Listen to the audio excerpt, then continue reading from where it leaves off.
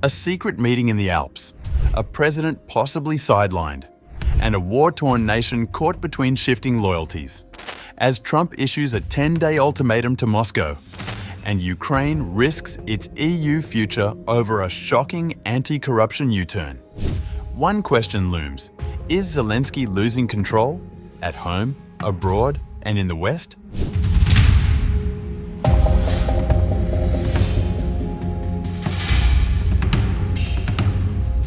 Far from Kyiv's war-torn streets, Western officials reportedly met Zelensky's aides and ex-military chief Valery Zaluzhny at a secret Alpine retreat to discuss replacing Ukraine's president, without his presence. According to Russia's Foreign Intelligence Service, or the SVR, the covert talks involved top US and UK officials, Zelensky's chief of staff, Andriy Yermak, intelligence head Kirilo Budanov, and Zaluzhny, now Ukraine's ambassador to the UK. The SVR labelled it a planned leadership transition. All sides agreed it is high time for Zelensky to be replaced. It was a key condition for resetting Kyiv's relations with the West and continuing Western military aid. The SVR claimed American and British delegates backed Valery Zaluzhny as Zelensky's replacement, with aides Andriy Yermak and Kirilo Budanov reportedly agreeing, after being promised they'd keep their posts. Zaluzhny, sacked by Zelensky in 2024, remains widely popular and is seen as a potential rival in any future election. The SVR further alleged Zelensky was nudged to support a damaging anti-corruption bill to sour ties with the West. It ended with a biting message to Ukrainians. A new president of your country has been chosen at an Alpine resort.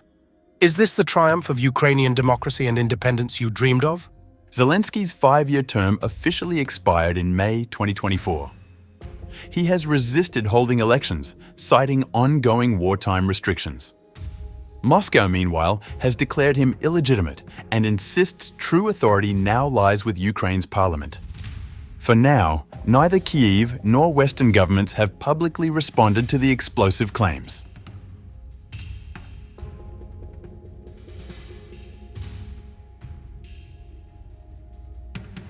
US President Donald Trump has said Ukrainians fleeing Russia's full-scale invasion will likely be allowed to remain in the United States until the war concludes. Speaking on July 29th, Trump indicated that the temporary protection for Ukrainian refugees would continue, acknowledging the ongoing nature of the conflict. Mr. President, on Ukraine, will you let those Ukrainians who fled the war to stay in the United States until the war ends in Ukraine? I think we will, yeah. You will? I think we will. We have a lot of people that came in from Ukraine, and we're working with them. Since Russia launched its full-scale invasion in 2022, around 240,000 Ukrainians have entered the US under the Uniting for Ukraine program, a humanitarian parole initiative introduced by former President Joe Biden. But Trump's remarks didn't stop there. In a significant escalation, the president also warned that the United States would begin imposing new tariffs and other measures on Russia 10 days from today, unless Moscow makes tangible progress towards ending the war. Mr. President, yesterday you mentioned that you would change the Russia deadline to 10 to 12 days. Has that started yet, or when can we, see the official statement that that is the new deadline? I'll tell you what, I'll give it to you now. Do you want a big scoop? Yes, please. Everybody else, close your ears, okay? You ready? I'm ready. 10 days from today. And then, we're going to put on tariffs and stuff, and I don't know if it's going to affect Russia, because he wants to obviously probably keep the war going. But we're going to put on tariffs and the various things that you put on. It may or may not affect them, but it could. The threat marks a shift from Trump's earlier stance. Just a day prior, on July 28th, he had already shortened an earlier 50-day deadline set a month ago, replacing it with a tighter window of 10 to 12 days. Now, speaking to reporters aboard Air Force One, Trump confirmed that no response had yet been received from the Kremlin. The president, who has often touted his past rapport with Russian leader Vladimir Putin, has grown visibly frustrated with what he called Moscow's refusal to agree to a ceasefire. His latest deadline signals a willingness to move forward with punitive measures he had previously hesitated to enforce. On July 28th in Scotland, Trump went further, threatening not only direct sanctions on Russia, but so-called secondary sanctions targeting countries that continue buying Russian exports.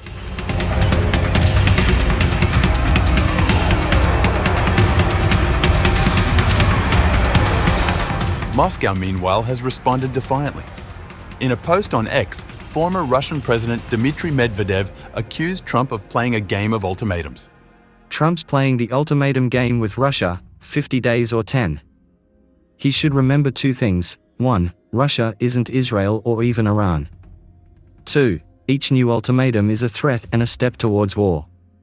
Not between Russia and Ukraine, but with his own country. Don't go down the Sleepy Joe road. Kremlin spokesperson Dmitry Peskov said Russia has developed a degree of immunity to sanctions, having operated under extensive restrictions both in the past and present. We've been living under a vast number of sanctions for quite a long time. Our economy functions under extensive restrictions. So, of course, we've developed a certain immunity to all this. And we continue to take note of all the statements coming from President Trump and other international representatives on the matter. With the war now dragging into its third year and no resolution in sight, Trump's ultimatum marks a critical juncture, one that could reshape not only US-Russia relations, but the trajectory of the conflict itself.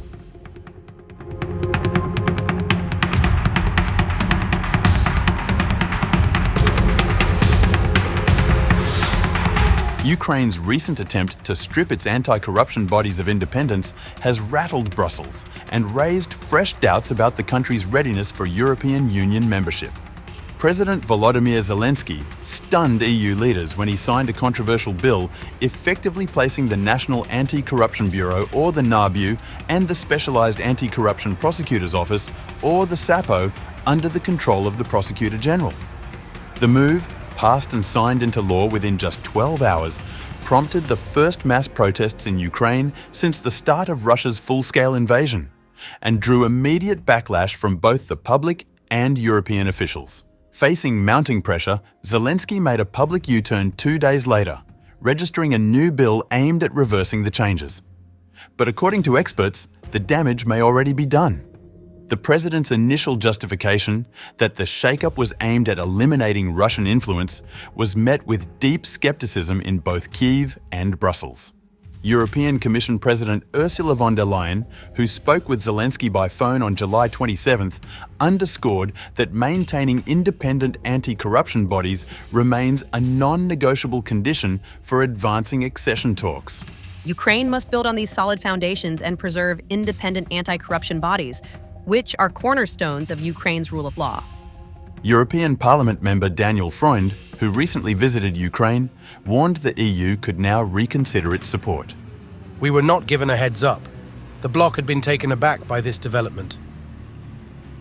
While EU officials insist that a recent funding cut under the Ukraine Facility Mechanism was not directly linked to the legislation, they acknowledge that Ukraine's credibility is now under sharper scrutiny. A senior EU official, speaking anonymously, made the bloc's position clear. What matters for now is that Ukraine can guarantee that its anti-corruption bodies are fully independent. The political whiplash from Zelensky's move, rapid centralization, public outrage, and a hasty reversal, has left Ukraine's reform trajectory in question. And for a country seeking deeper integration with Europe, the message from Brussels is clear. Progress cannot come at the cost of principles.